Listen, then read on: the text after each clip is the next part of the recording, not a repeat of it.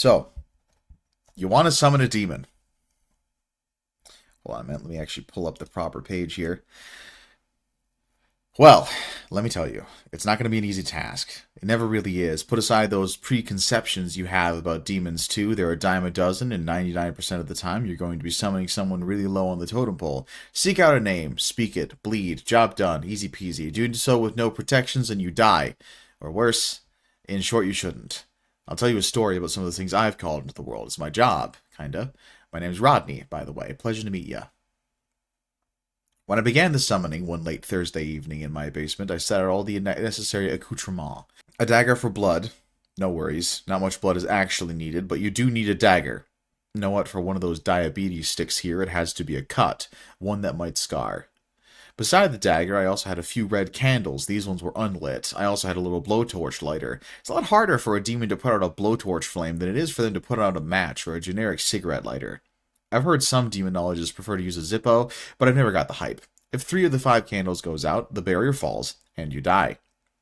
The typical 5-pointed star was on the floor.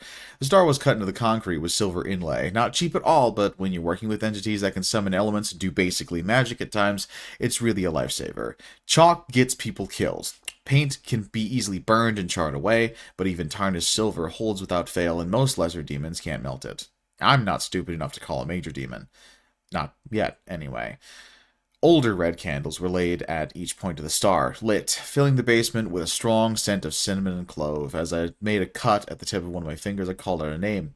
The name itself was a nearly unpronounceable series of syllables to the Midwestern tongue, which sounds like Nahuatl, the old Aztec language, which the demon once told me translates roughly to flirt. There was a bright flash of light. I watched the candles and picked up the blowtorch reflexively, but the demon in the circle wasn't about to try to escape, even if one was not lit. The demon was lascivious. That's both a name and a mannerism for this demon. He's basically the demon of the sin of flirting. Didn't think that was a sin, did you? Neither did I. Turns out everything fun you could possibly do is almost certainly a sin. There's the old saying, everything in moderation. Turns out that's true for sin especially. Flirt too much? Sinned. Look too long at a dump truck? Ass? Sinned. Getting a little too into this story? You are in fact sinning. Maybe.